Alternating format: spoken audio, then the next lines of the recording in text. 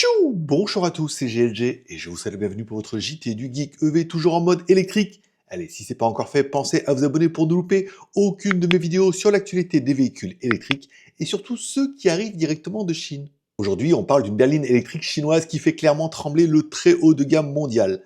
L'Avatar, ou plutôt l'Avita 12, restylée, une berline premium annoncée avec jusqu'à 955 chevaux qui vient attaquer Tesla, Mercedes et Lucid sur leur propre terrain.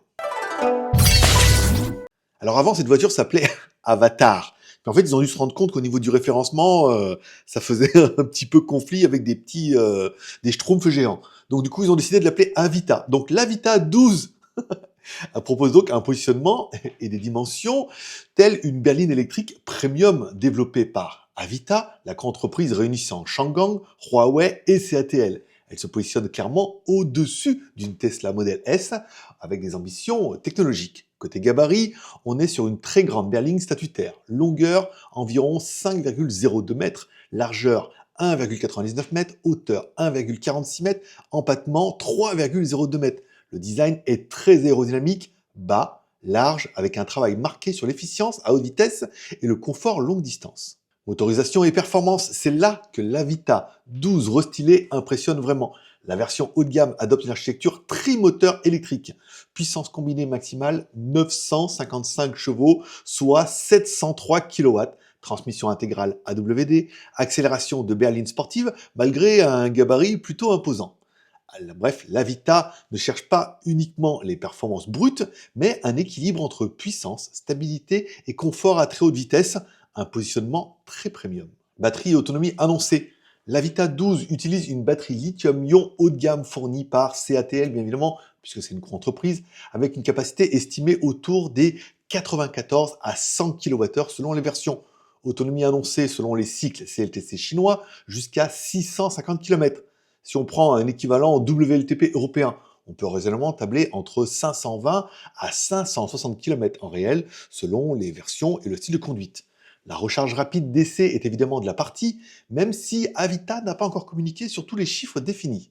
Alors je vous rappelle, avertissement important, les autonomies annoncées sont mesurées selon le cycle chinois CLTC, plus optimiste que le WLTP européen. Les valeurs réelles peuvent varier selon la conduite, le climat et le type de trajet.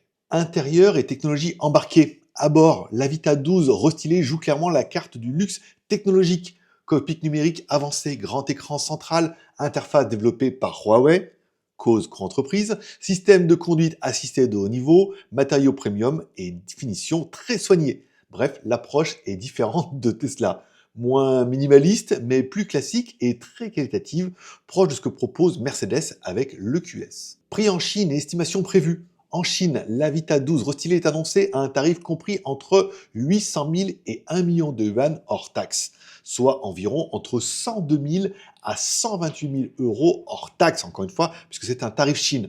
En Europe, avec les taxes, l'homologation, la distribution, le prix pourrait dépasser facilement les 140 000 euros, ce qui la place directement face à une Tesla Model S Plaid, la Mercedes EQS haut de gamme ou bien la Lucid Air Grand Touring. Bon, sauf s'ils font comme d'habitude, ils multiplient le prix par deux, donc là on serait entre 200 et 250 000. Comparaison face à la concurrence, face à la Tesla Model S, l'Avita 12 propose donc une puissance comparable, voire supérieure, une batterie plus orientée durabilité et un confort plus premium.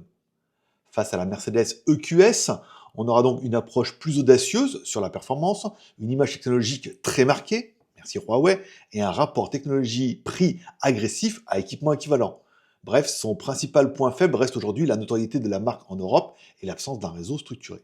En conclusion, avec l'Avita 12 restylée, la Chine montre qu'elle ne se contente plus de rattraper le haut de gamme électrique mondial, mais bien de le proposer, bien de le dépasser. Bien de le dépasser. Elle propose désormais des berlines capables de rivaliser techniquement et dynamiquement avec les références historiques, tout en imposant une vision différente du luxe électrique. Petite question du jour. Est-ce que vous seriez prêt à choisir une berline électrique chinoise comme l'Avita 12 face à une Tesla ou une Mercedes si les performances sont évidemment supérieures? Et surtout si le prix est inférieur, à mon avis. Dites-moi ça directement dans les commentaires. Allez, merci de mettre un like ou un dislike, un petit commentaire, de vous abonner si ce n'est pas encore fait. Et je vous rappelle que vous retrouverez mes news tous les jours et généralement 1 ou 2 jours avant sur le site jtgeek.com.